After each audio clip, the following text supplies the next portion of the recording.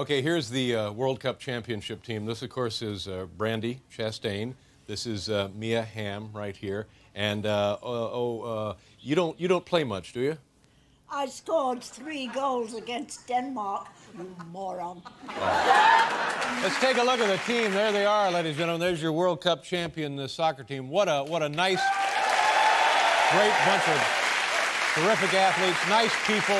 Our first guest scored the final 2 penalty shots, which led the U.S. women's soccer team to victory in the 1999 World Cup tournament. Ladies and gentlemen, please welcome 2 of your U.S. women's World Cup champions, Brandi Chastain and Mia Hamm. Kids, come on out.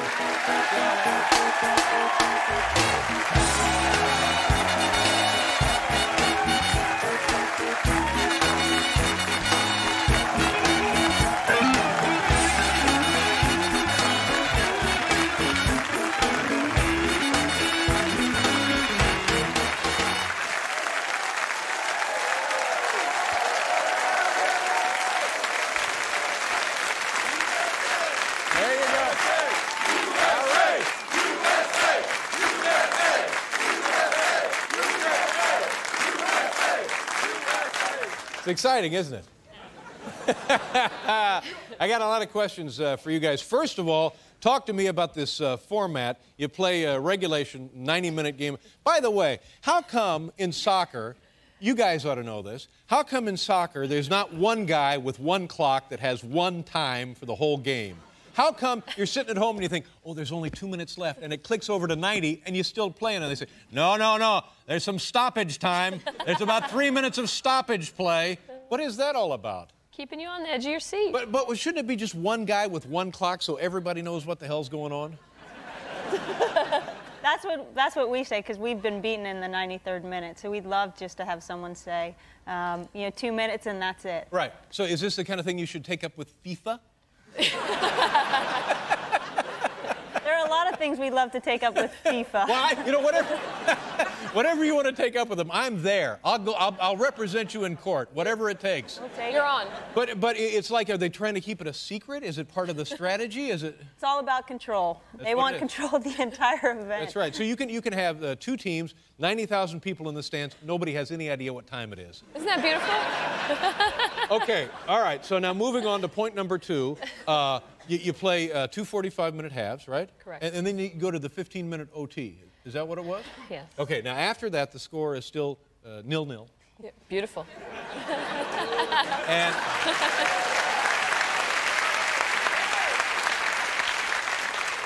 and then you go to the penalty kick format. Now, is that okay with you guys? Is that the way you want this competition to end up, in a penalty? I mean, obviously, this one worked out just great. But, I mean, after you've played like 90 and 15, whatever that works out to be, you know, it comes down to a whole different kind of contest, doesn't it? It's one of those things. It's usually what happens in penalty kicks is the dominating team doesn't win, because psychologically you're so deterred because you've been dominating the game. You go into the penalty kicks, now it's a crapshoot. I mean, pretty much anyone has a chance to win. It's up to 5 people and your goalkeeper, and so it's frustrating. We love to keep playing, and we've talked about just keep dragging dead bodies off, one by one. Yeah. And now, is this the format for World Cup competition, or is this the universal soccer rule? Universal soccer rule. All over the world, every soccer match finishes up this way if it goes scoreless?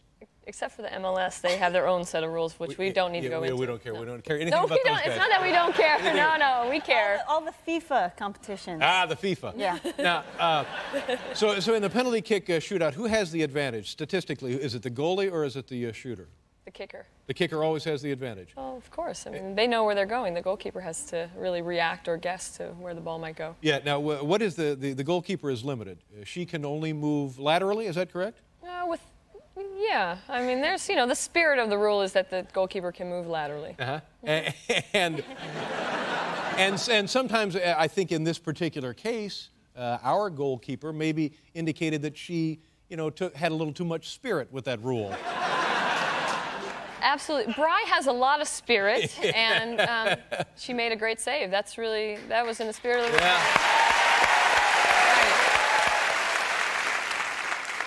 So it must be one of those deals where you're playing some kind of psychological games with the goalie. Do you look at the goalie? Do you not look at the goalie? Well, in my case, earlier in the year, we had played China to a draw. Or actually, we had got a penalty kick, and I was the one to take it. And she kind of looked at me and gazed into my eyes and gave me a little wink, and I was like, whoa, whoa.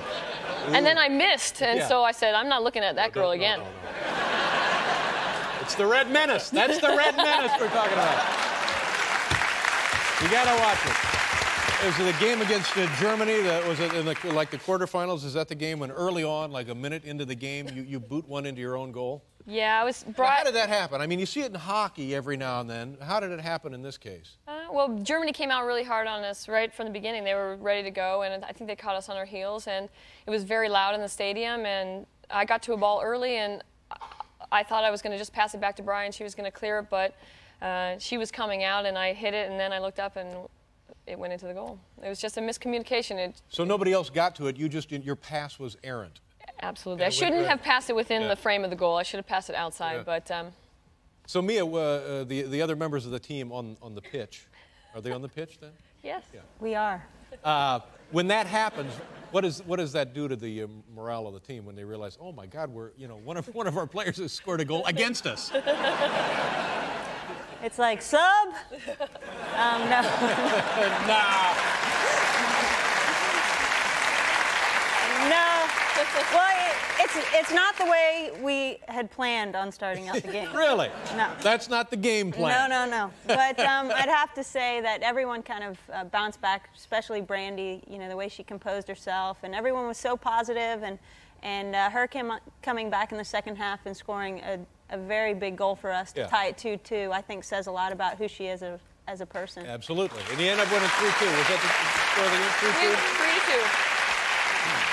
But Dave, I think the most memorable experience besides winning in the final was that as soon as I put the ball in the goal, it was like I was so disappointed in myself and for what I had done against our team that our captain, Carla Overbeck, just looked me in the eye and said, forget about it. It's over. We got a lot of soccer to play. And she really gave me the courage to go on because I could see in her eyes that she trusted me, that she wasn't let down by what happened, that we had a lot to do. It's a great lesson not only in sport but in life. Absolutely. Never give up. Never let yourself get down. You get along. You got teammates behind you. Absolutely.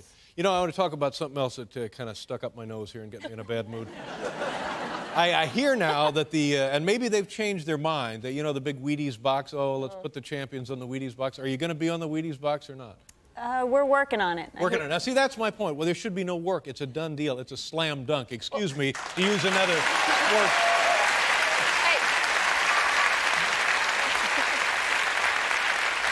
You're the man. I'll take care of it. You're the guru. It makes Can me you make think. a It makes me wonder, are the Wheaties people a little soft on communism? Huh?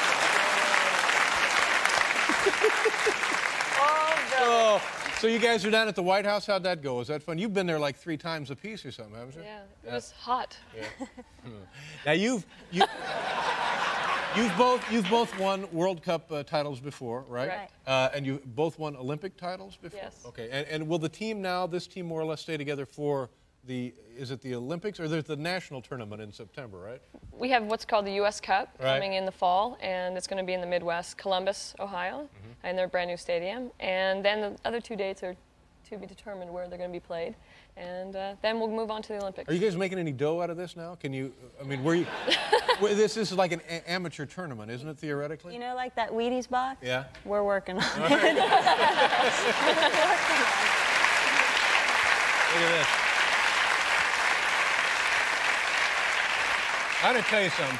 I'm no sports marketing genius, but this what I have here, this is a multi-million-dollar photo. To me, this says so much about what you guys were able to accomplish. Are you listening? And Are you listening? And the celebration of the victory in Pasadena. Take a look at this. Here we go. This is all you need to know, ladies and gentlemen. Look at that. It's a great photo.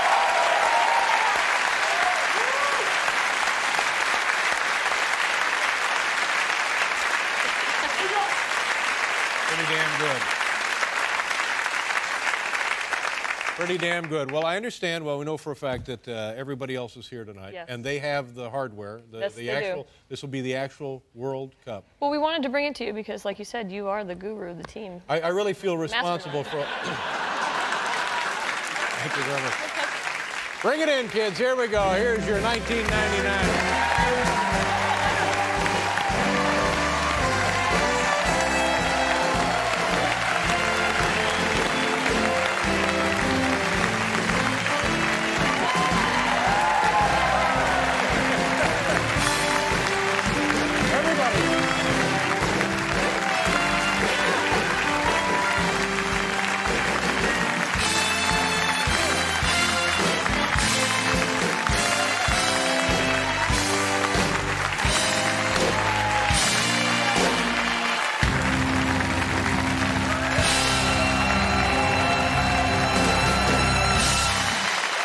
Thank you all very much. Congratulations. Nice to have you here.